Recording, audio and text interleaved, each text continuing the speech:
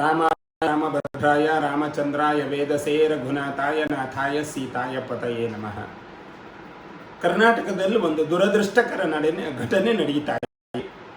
CET exam ಬರೆಯಬೇಕಾದಂತಹ ಭಾರತೀಯ ಸನಾತನ ಹಿಂದೂ ಧಾರ್ಮಿಕ ಪರಂಪರೆಯನ್ನು ಆತುಕೊಂಡಂತಹ ಸಂಸ್ಕಾರದ ಮಕ್ಕಳು ಪರೀಕ್ಷೆಯನ್ನು ಬರೀಲಿಕ್ಕೆ ಹೋದಾಗ ಜನಿವಾರವನ್ನು ತುಂಡು ಮಾಡಬೇಕು, ಜನಿವಾರವನ್ನು ಕಿತ್ತೆಸೆಯಬೇಕು ಅನ್ನುವಂಥ ಒಂದು ನಿಯಮವನ್ನು ಮಾಡಿಕೊಂಡು ಹಿಂದೂ ಸಮಾಜದ ಅತಿ ಶ್ರದ್ಧೆಯ ನಂಬಿಕೆಗಳನ್ನು ಹಾಳು ಮಾಡುವಂತಹ ಒಂದು ಕುತಂತ್ರಗಳು ನಡೀತಾ ಇದೆ. ಇದನ್ನು ಕೇವಲ ಬ್ರಾಹ್ಮಣ ಸಮಾಜ ಅಲ್ಲ, ಇಡೀ ಹಿಂದೂ ಸಮಾಜ ಇದನ್ನು ಖಂಡಿಸಬೇಕು ಮತ್ತು ನಿರಂತರವಾಗಿ ಇದಕ್ಕೆ ಪ್ರತಿಭಟನೆ ಮಾಡೋದು ಅಥವಾ ಈ ಸರ್ಕಾರವನ್ನು ಎಚ್ಚರಿಸೋದು, ಆ ಕೆಲಸಗಳನ್ನು ಮಾಡಬೇಕು. ಒಂದು ಕಡೆಯಲ್ಲಿ ಹಿಜಾಬಿಗೆ ಬಹಳ ಬೆಂಬಲ ತೋರಿಸುವಂತಹ ಸರ್ಕಾರ ತಕ್ಷಣ ಕಾನೂನು ಕ್ರಮವನ್ನು ತೆಗೆಯಬೇಕಾದಲ್ಲಿ ಮೀನಾಮೇಷ ಎಣಿಸುವಂಥ ಒಂದು ಪ್ರಕ್ರಿಯೆ ನಡೀತಾ ಇದೆ. ಅರ್ಥಾತ್ ಹಿಂದೂ ಸಮಾಜದ ಮೇಲೆ ಇಂತಹ ದುರ್ಘಟನೆಗಳನ್ನು ಮಾಡಲಿಕ್ಕೆ ಪ್ರೇರಣೆ ಕೊಡುವಂಥದ್ದು ತುಂಬ ನೋವು ತರ್ತದೆ. ಯಾಕೆ ಅಂತಂದರೆ ಇವತ್ತು ಬೀದರ್ನಲ್ಲಿ CET ಪರೀಕ್ಷೆ ಬರೆಯುವಂತಹ ಮಗು, ಕುಲಕರ್ಣಿ ಅಂತ ಹೇಳುವಂತಹ ಮಗು, ಆ ಮಗುವಿನ ಜನಿವಾರವನ್ನು ತೆಗೀಲಿಕ್ಕೆ ಹೇಳಿ ಇವತ್ತು ಆ ಮಗುವಿಗೆ ಎಕ್ಸಾಮ್ ಬರೆಯದ ಹಾಗೆ ಮಾಡಿದ್ದಾರೆ. ಎಂತಹ ಒಂದು ದುರದೃಷ್ಟ! ಯಾರು ಮಾಡಿದ್ದಾರೆ? ಸನ್ಮಾನ್ಯ ಉನ್ನತ ಶಿಕ್ಷಣ ಸಚಿವರಲ್ಲಿ, ಪ್ರಾಥಮಿಕ ಶಿಕ್ಷಣ ಸಚಿವರಲ್ಲಿ ನಾವು ಆಗ್ರಹ ಮಾಡ್ತೇವೆ.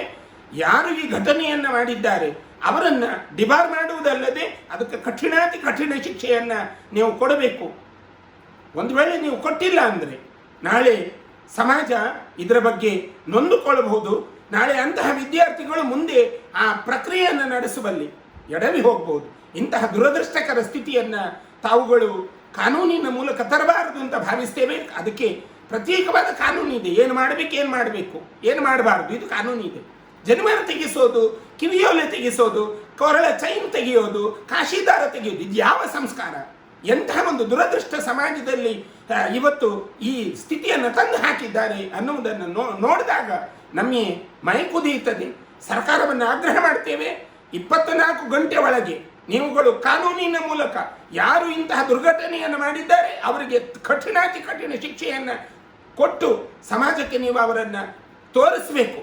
ಇದು ಮಾಡಿದ್ದು ತಪ್ಪು ಎನ್ನುವುದು ಅವರ ಮನಸ್ಸಿಗೆ ಅರಿವಾಗಬೇಕು. ಯಾರೇ ಮಾಡಿರಲಿ, ಇಂತಹ ಧಾರ್ಮಿಕ ನಂಬಿಕೆಗಳ ಮೇಲೆ ಅವಾಂತರ ಮಾಡುವುದು, ಧಾರ್ಮಿಕ ನಂಬಿಕೆಗಳನ್ನು ನಾಶ ಮಾಡುವಂತಹ ಈ ಪ್ರಕ್ರಿಯೆ ಇವತ್ತೇ ನಿಲ್ಲಬೇಕು ಅಂತ ನಾವು ಸರ್ಕಾರವನ್ನು, ಜಿಲ್ಲಾಡಳಿತವನ್ನು ಆಗ್ರಹ ಮಾಡ್ತೇವೆ.